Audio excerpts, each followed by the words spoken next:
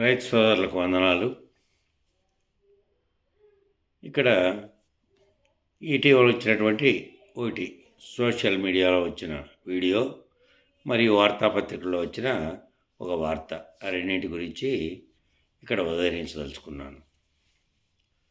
ఒకటి ఏమిటంటే, వీడియో మడకసిరలోని చివరి ప్రాంతాల్లో ఉన్నటువంటి చెరువులకు ఏదైతే హంద్రీనీవా నుంచి 2014 నుంచి 19 వరకు ముఖ్యమంత్రిగా చంద్రబాబు ఉన్నప్పుడు మొదలుపెట్టేటువంటి పనులు పూర్తయి వాటికి అప్పట్లో నీళ్లు పోలేకపోయినాయి. పూర్తి స్థాయిలో కొంతవరకు మాత్రమే పోయినాయి.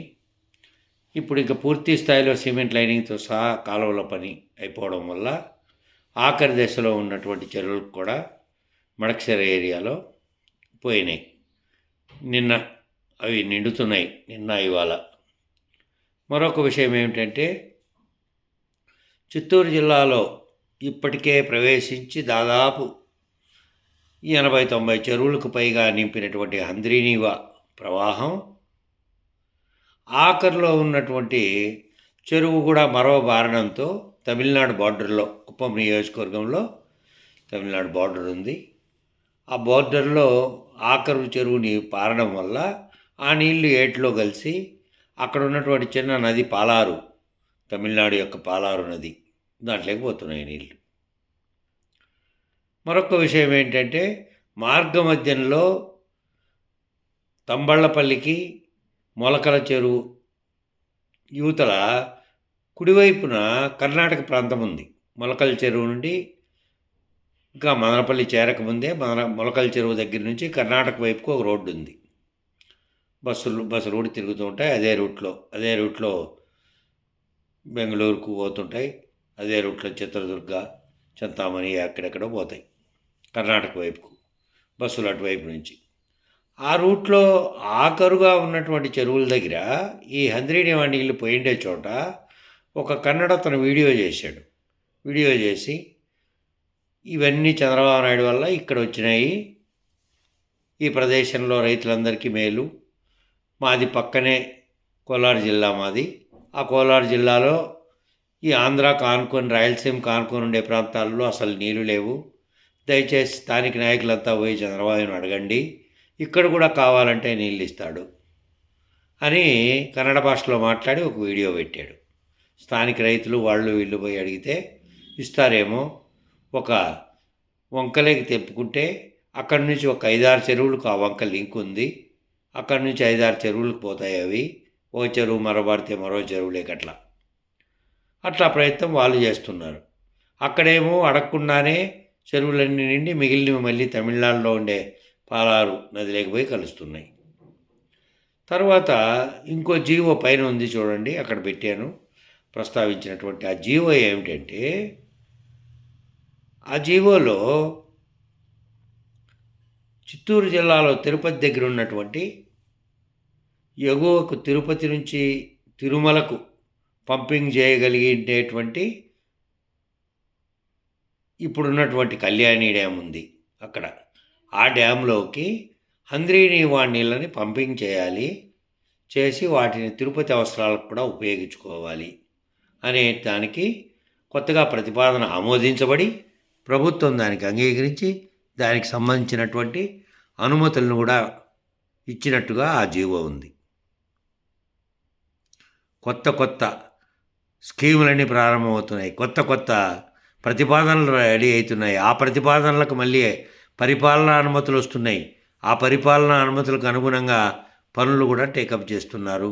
ఎక్కడెక్కడో ఊహించని, అంతకుముందు నిజానికి ఏ అయితే హంద్రీనీవా ఎన్టీ రామారావు కాలంలో రూపొందించబడిందో, ఏదైతే నీళ్లు మిగులు జలాలు మాత్రమే, అది కూడా 19 రోజులు రావచ్చు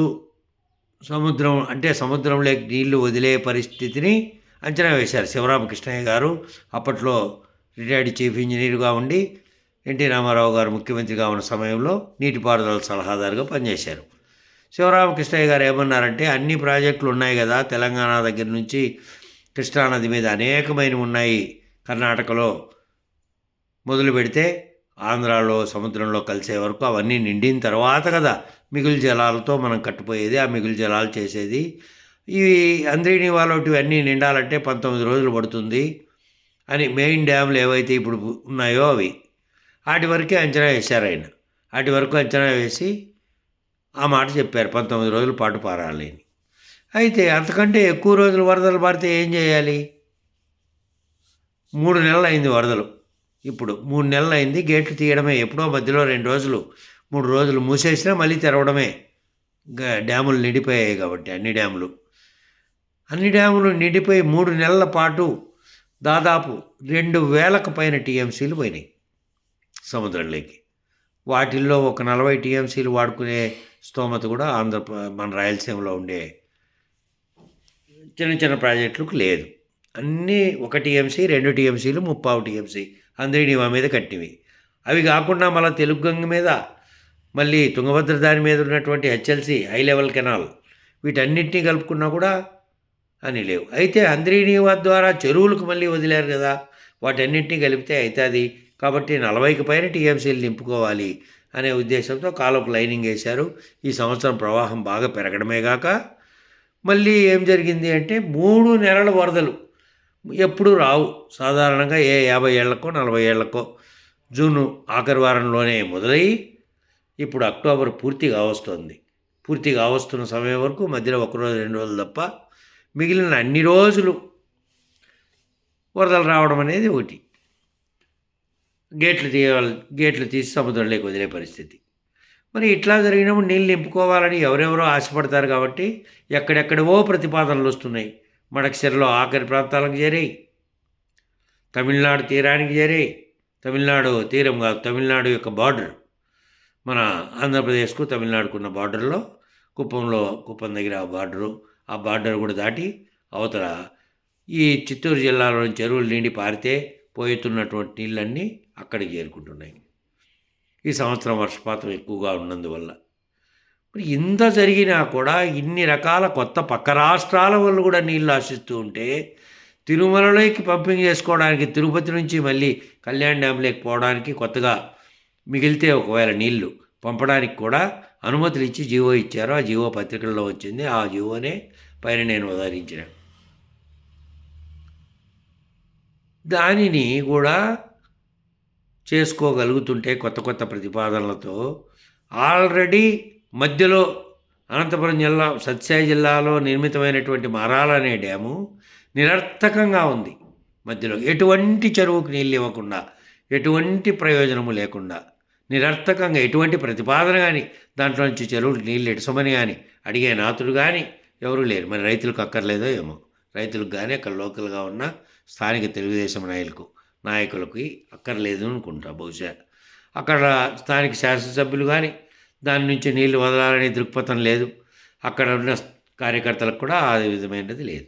ఎక్కడెక్కడో పక్క రాష్ట్రాల వాళ్ళు అభ్యర్థించుకునే సమయం వచ్చింది. ఎక్కడెక్కడో తిరుపతిలో నుంచి తిరుమల కొండ మీదకి మంచి కార్యమే అది.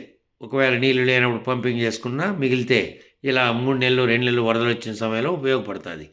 కానీ మధ్యలో ఆల్రెడీ నీళ్లుండి ఉన్నా కూడా ప్రయోజనం లేకుండా 8 సంవత్సరాల క్రితం ఇప్పుడున్న ముఖ్యమంత్రి వచ్చి జలహారతి ఇచ్చి అందులో నుంచి నీళ్లు మాత్రం ఒక్క చుక్క కూడా ఉపయోగపడకుండా ఉంటే ఈ అంతా అక్కడ చుట్టుపక్కల ఉన్న గ్రామాల్లో పుట్టిన రైతులు ఎంత దురదృష్టవంతులో తెలుసుకోండి. పాలకులారా, ఉపయోగపెట్టండి. కోట్లాది రూపాయల, వందలాది కోట్ల రూపాయల ధనాన్ని నిరుపయోగంగానే ఇవ్వకండి.